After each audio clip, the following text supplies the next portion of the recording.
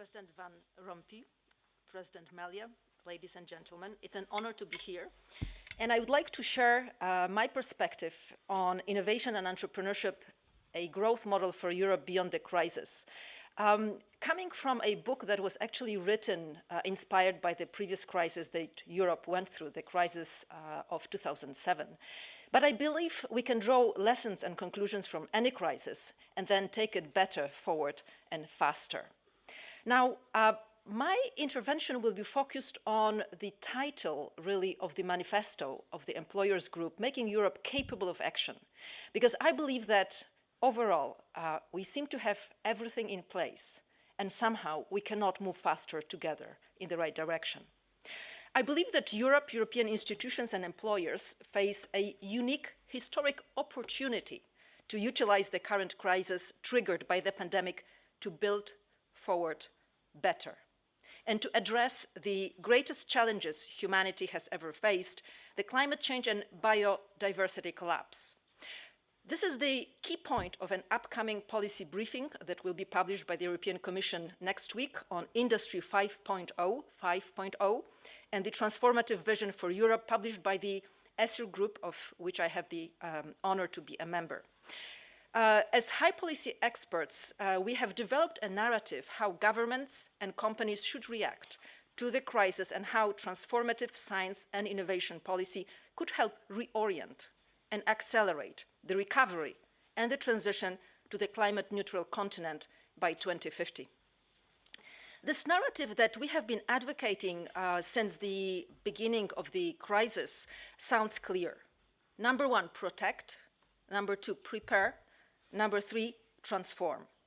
We deconstructed this triple approach, publishing expert advice on global value chains, on innovation ecosystems, and on the future of European universities.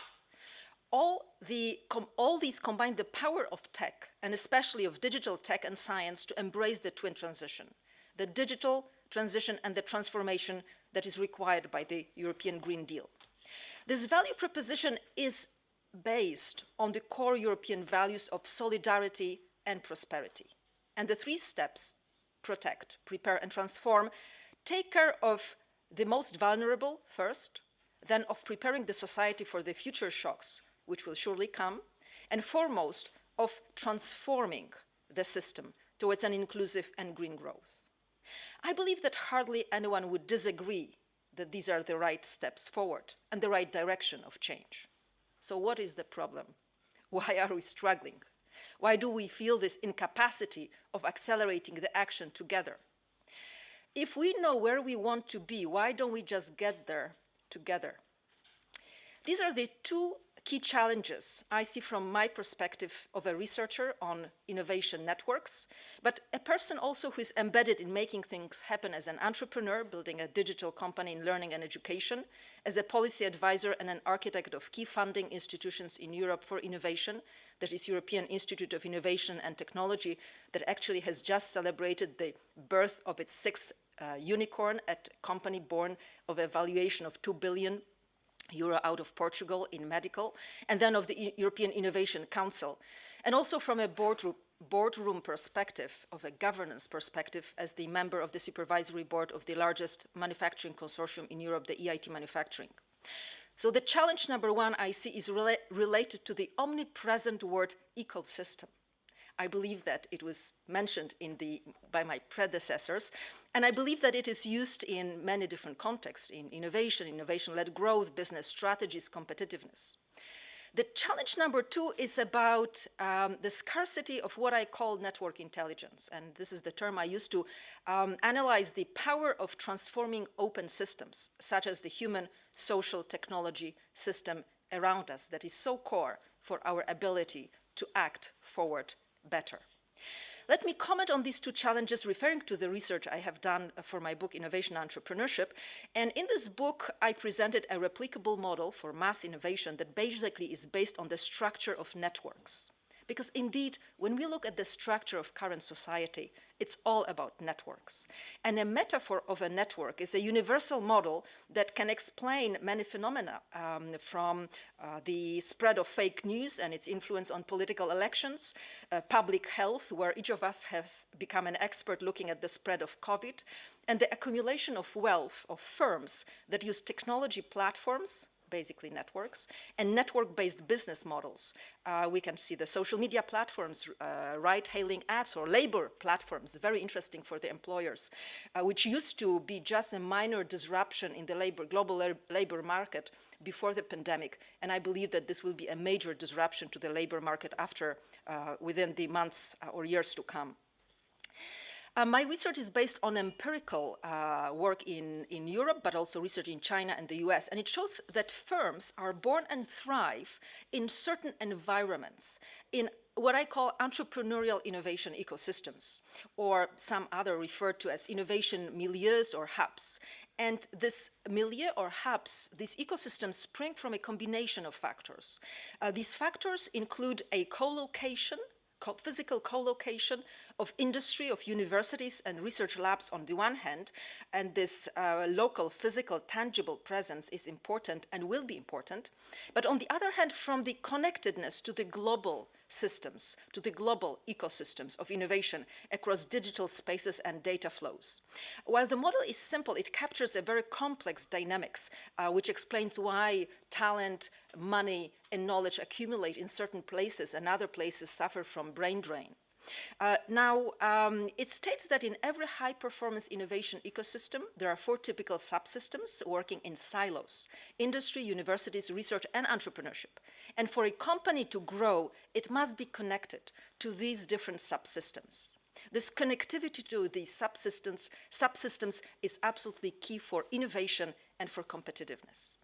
If a company has this capacity to connect across the system, has this networking capacity of working across silos, of overcoming the fragmentation of an ecosystem, both locally, where the physical dimension matters, especially for industries such as health or manufacturing, and which allow for the flows of the tacit knowledge, but also globally.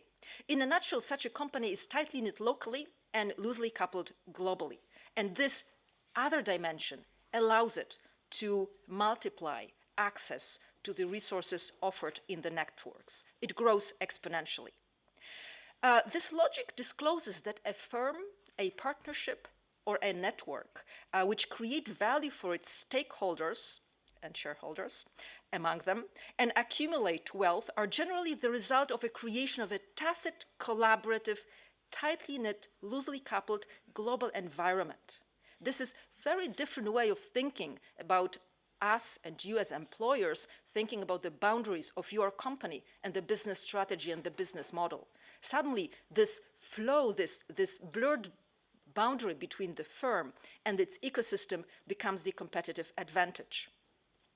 Now, this can be codified through formal open innovation strategies within the company, but it also happens through informal mentoring and networking activities where actually every employee is empowered to become a bit more entrepreneurial, because working across the silos is a question of feeling empowered, of having the power to cross the boundaries of what I can, who I am within this company, and how I can move forward. So the capacity to bring together, to connect, to build social networks of diverse actors of innovation creates this level of relatedness, which keeps the human social system together. And when you look at the data on the intention of employees to stay within their current employers, on the skyrocketing churn of employees virtually onboarding, you will see that the social dimension of being connected to the system becomes really the core for making progress, for growth of every single company, both underpinning the economic revival and the reinvention. Now let me move then to the second challenge, the scarcity of this networking capacity of keeping connected to the system, of instead from thinking about yourself as a team, of capacity to teaming of working across silos together towards a shared purpose. This is what I call this network intelligence that is spread in some ecosystems and scarce in others. And I define it and codify through a theory of power. We spoke about leadership. We heard the leadership word. Leadership is about power. And understanding the anatomy of power in the network society, in the current society, is far away from what power used to mean in the previous society, in the industrial society, while our systems, our indicators, our scoreboards, our measurements, and our thinking still quite often reflect this old way of understanding how change happens and what it means to be a leader. So what I observe and working with businesses and universities and governments, I observe that high network IQ individuals have different types of leadership powers, which allow them to build the right type of ecosystem around them, and then to utilize this ecosystem for growth. And number one power is a binary logic. It's simply being connected or being disconnected from the system. And I think that especially for Europe, this capacity of keeping people connected, both from citizens to employees to employers, and keeping universities, research labs, governments and industry and entrepreneurship connected across the systems is our huge opportunity for the future, because this is what we have been investing in Europe for the last at least 20 or 15 years. Now, power number two is the size and speed of expanding your network. So every single person today has a capacity to be a very influential leader. And this stays below the radar screen of many formal leaders in organizations. Now, number three is the deployment of the effective management protocols for communication collaboration. It comes to management. The ability to accelerate action forward is our managerial capacity to orchestrate diverse projects across a networked ecosystem. It requires a different management skills, and as trivial as it sounds, people who get things done are the managers, and we should invest in this power. And the last power is a power to reprogram the system by mobilizing crowds towards a shared purpose, both within our organization and beyond. So within an closed structure of a firm and across different types of partnerships, consortia, networks, or communities. When working with business leaders and their teams across the variety of sectors since the outbreak of the pandemic, I realized that the biggest struggle is how to embrace the shift from the old to new economy.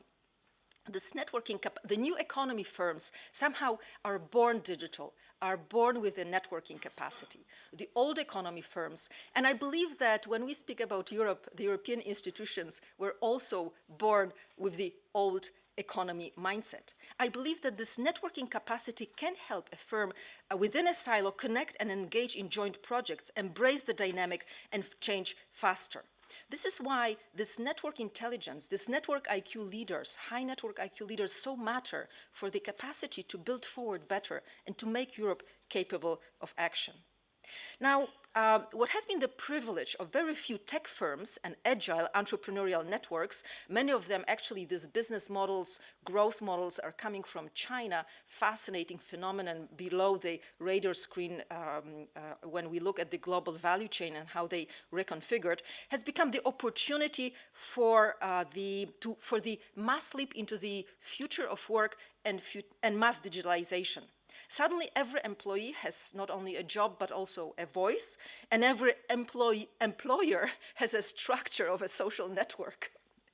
And this has many implications, because this means that potentially every firm, out of the 20 million employers connected through the Employers Group, has the ability to contribute to build forward better at a speed that could harness the logic of innovation networks. To make European industry more innovative and entrepreneurial, we must shorten the time from labs to market and redirect the innovation towards a bigger purpose. For me, this bigger purpose, this North Star, should be the desire to build something bigger than ourselves, bigger than the quarterly profits. And when we look at the younger generation especially, the meaning matters. Why they work, why they stay connected, why they have this sense of belonging matters. So I think that what we have been advocating from the European Union perspective about the green transition, inclusive growth, this resonates very much with the young generation. And the firms should be much open, embracing this narrative, much challenging, much more open in embracing this challenge. Now, no doubt that when we read the reports on the future of work, the human factor is the single most challenging factor when it comes to Europe's innovation and entrepreneurship and competitiveness, and especially this drive to the twin transition. Yet I have no doubt, coming from Poland, living in Spain and in many other countries around the world, that Europe is the dream that is somehow embedded in so many people, and with our distributed ecosystem, so well connected, with underlying values, I think that we are able to make things happen. In a recent article of The Economist, I read that there are 65 cities in Europe that have a unicorn. Now, a unicorn cannot be born, a billion-euro company cannot be born in a vacuum. It's an outcome of an ecosystem where industry collaborates with universities, with smaller firms, when this knowledge spillovers happen. So at least 65 cities, ecosystems on this continent have the capacity for high growth. I have no doubt that there is a good future ahead of us. And it's a question of understanding the power that we have. Thank you very much.